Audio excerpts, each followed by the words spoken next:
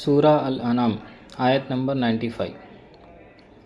అల్లా ఇలా సెలవిస్తున్నాడు, నిశ్చయంగా అనగా ఖచ్చితంగా, ఎలాంటి సందేహం లేకుండా అల్లాహ్ విత్తనాలను, ఫలపు గింజలను మొలకెత్తించేవాడు.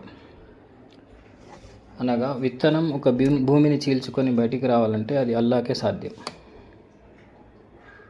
ఆయన సజీవమైన వాటి నుండి నిర్జీవమైన వాటిని మరియు నిర్జీవమైన వాటి నుండి సజీవమైన వాటిని వెలికి తీస్తాడు.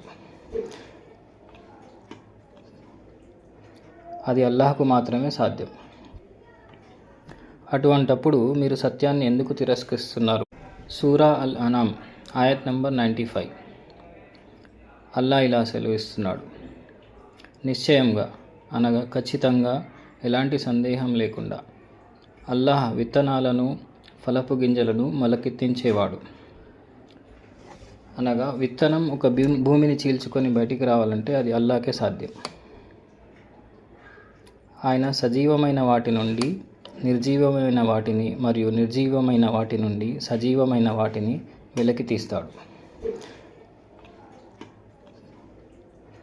అది అల్లాహకు మాత్రమే సాధ్యం. అటువంటప్పుడు మీరు సత్యాన్ని ఎందుకు తిరస్కరిస్తున్నారు?